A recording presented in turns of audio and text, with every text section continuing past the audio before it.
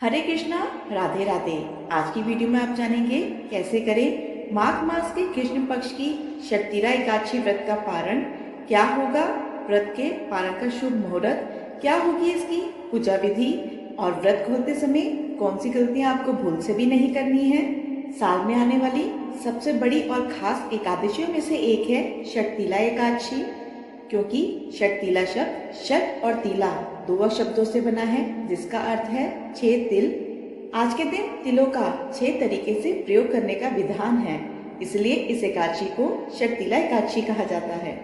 इस एकादशी का व्रत करने से पूर्व जन्म के पाप नष्ट होते हैं, दरिद्रता, रोग और मानसिक कष्ट दूर होते हैं और भगवान श्री हरि विष्णु की विशेष कृपा प्राप्त होती है। ऐसी मान्यता है कि शक्तिला एकादशी का व्रत करने वाला व्यक्ति वैकुंठ को प्राप्त करता है। इस दिन तिल से जुड़ी चीजें जैसे तिल का तेल, तिल का दान, तिल से स्नान, तिल के भोजन का विशेष महत्व है। इससे न केवल पाप नष्ट होते हैं बल्कि मनोकामनाएं भी पूर्ण होती हैं और विष्णु जी की कृपा प्राप्त होती है। इस बार मकर संक्रांति के दिन यह एकादशी पढ़ने से यह और भी फलदायी हो जाती है। इस बार शक्तिला एकादशी का व्रत भक्तों के द्वारा 14 जनवरी को मकर संक्रांति के दिन रखा गया है और शक्तिला एकादशी का व्रत खोलने के लिए एकादशी की तिथि का समाप्त होना आवश्यक है। इस बार एकादशी की तिथि समाप्त हो रही है 14 जनवरी बुधवार शाम 5:53 पर, लेकिन केवल एकादशी की तिथि खत्म होने पर ही एकादशी का व्रत नहीं खोलना चाहिए। इसके बाद लगने वाले हरिवासर के समय में भी एकादशी का व्रत नहीं खोला जाता है। हरिवासर के समय में एकादशी का व्रत खोलने से एकादशी के व्रत का सारा पुण्य नष्ट हो जाता है। इस बार यह हरिवासर का समय समाप्त हो रहा है 14 जनवरी बुधवार रात 12 बजे पर, यानी आपको 14 जनवरी को रात 12 बजे के बाद भी अपना एकादशी का व्रत नहीं खोलना है। केवल द्वादशी की तिथि में ही शक्तिला एकादशी का व्रत खोला जा सकता है। एकादशी के बाद द्वादशी की तिथि आरंभ हो रही है 14 जनवरी बुधवार शाम 5:54 से और तिथि समाप्त होगी 15 जनवरी गुरुवार रात 8:16 पर। आइए अब जानते हैं 15 जनवरी द्वादशी पर पड़ने वाले सभी शुभ और अशुभ मुहूर्तों के बारे में, ताकि आप गलत मुहूर्त में अपना शक्तिला एकादशी का व्रत ना खोल लें। 15 जनवरी 2026 गुरुवार को ब्रह्म मुहूर्त का समय है सुबह 5:37 से 6:25 तक रहेगा। सूर्योदय होगा सुबह 7:14 पर और सूर्यास्त होगा शाम 5:57 पर। इस दिन प्रातःकाल की पूजा का शुभ मुहूर्त सुबह 5:54 से 7:15 तक रहेगा और वहीं सायंकाल पूजा का मुहूर्त है शाम 5:46 से शाम 7:07 तक रहेगा। और इस दिन मकर संक्रांति की पूजा का खास वृद्धि योग रात 8:37 तक रहेगा। साथ ही इस दिन राहु काल दोपहर 1:30 बजे से दोपहर 3 बजे तक रहेगा। इस अशुभ राहु काल में भी शक्तिला एकादशी के व्रत को ना खोलें, ना ही पारण की पूजा करें, वरना एकादशी व्रत करना असफल हो जाता है। अब जानते हैं शक्तिला एकादशी व्रत को खोलने का शुभ समय और मुहूर्त। इस बार शक्तिला एकादशी का व्रत 15 जनवरी 2026 दिन गुरुवार को सुबह 7:15 से सुबह 9:21 के बीच में खोला जाएगा। इसे शुभ मुहूर्त में अपना एकादशी व्रत खोलने से आपको श्री हरि विष्णु से एकादशी व्रत का पूर्ण फल प्राप्त होगा। आइए अब जानते हैं शक्तिला एकादशी व्रत को खोलने की यानी पारण करने की पूर्ण पूजा विधि।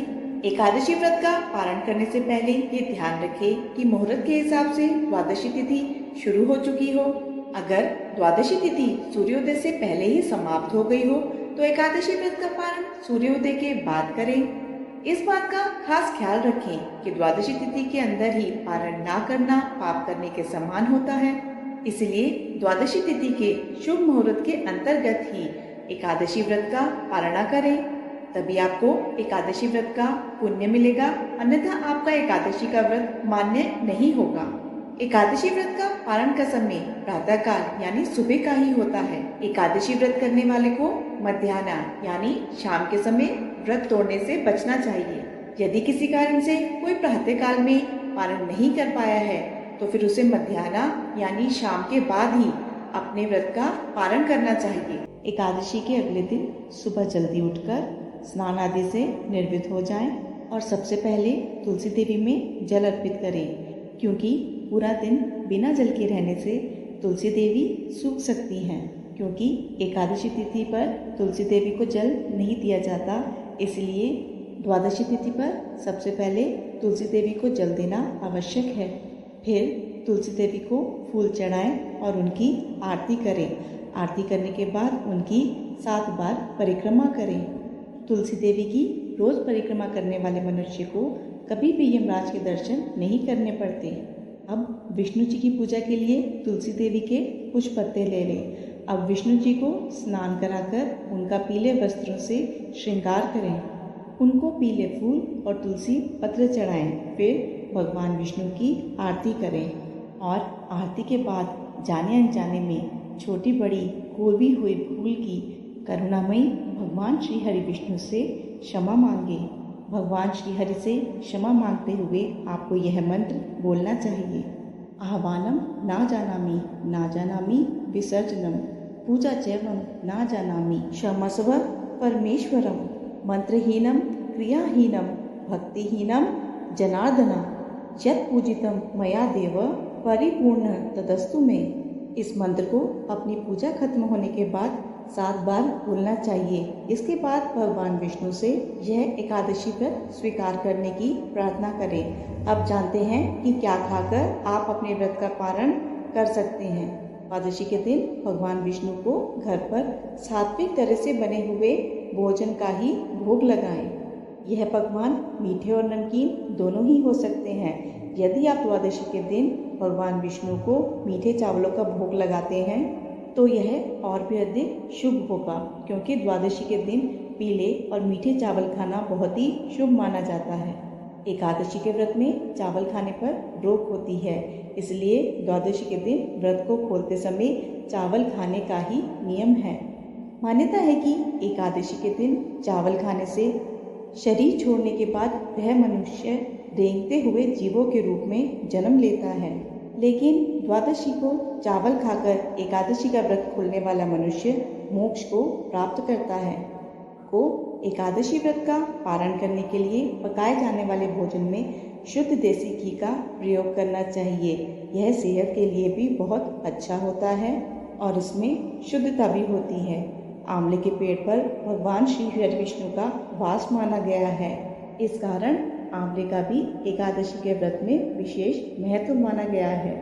एकादशी व्रत का पारण करने के दौरान आप आंवला भी खा सकते हैं। आंवला खाकर एकादशी व्रत खोलना भी बहुत शुभ होगा। इससे आपको अखंड सौभाग्य, निरोगी स्वस्थ शरीर और संतान सुख की प्राप्ति होती है। एकादशी का व्रत खोलने के लिए द्वादशी के दिन आप जो भी सात्विक भोजन बनाएं उसे भोग और भगवान श्री हरि विष्णु को चढ़ाई गई तुलसी के पत्ते को पानी के साथ लेकर ही अपना व्रत खोलें। पर यह ध्यान रखें कि एकादशी व्रत का पारण किसी मीठी चीज़ से भी किया जा सकता है।